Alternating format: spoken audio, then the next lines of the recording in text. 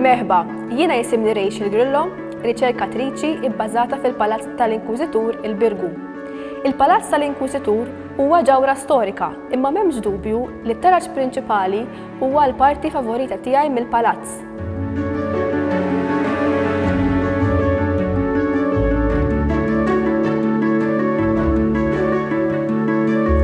Jiena waħda mill-ftit individwi fortunati li nista' nsejjaħ il-Palazz tal-Inkwiżitur il-post tax-xogħol tiegħi. Kull filgħodu jiena u l-kollegi tiegħi nużaw dan it-taraġġ sabiex inkunu nistgħu nitilgħu fl-uffiċini tagħna fuq.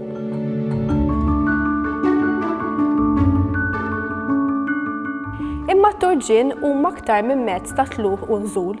It-turġien huma simbolu ta' muvument u bħal kull artifatt ieħor fih dan Heritage Malta għandhom importanza storika, ekonomika, politika u soċjali.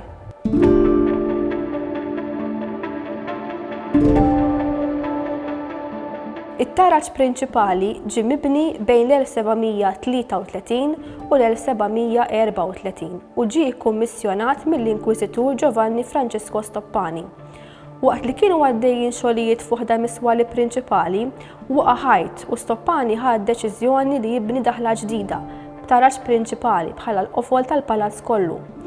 Il-perit magħżul kien il-famuż Romano Carapecchia. Wieħed irid iżomm f'moħħu l-kuntest politiku ta' dak iż-żmien. Jiġifieri l-fatt li f'Malta kellek tliet poteri, il-Gran Mastru, l-Inkwiżitur u l-Isqof li spiss kellhom xi jgħidu. Minħabba f'hekk l-Inkwiżituri jridu jżommu mat-tendenzi popolari Ewropej. B'hekk it-taraġġ ma kienx biss mezz ta' tluħ u nżul imma kien jipproġetta immaġni ta' kobor li dak iż-żmien kien vera importanti. Turġien oħra simili bħal dan li nsibu fil-palazz jinstabu fil-Berġa ta' Kastilja u l-Biblioteka Nazzjonali it-tnejn fil-Belt Valletta. Kull filgħodu meta nitla' dan it-taraġġ bit-tazza tat-te, nipprova nimmaġina kemm nies differenti użaw dan it-taraġġ matul l-istorja.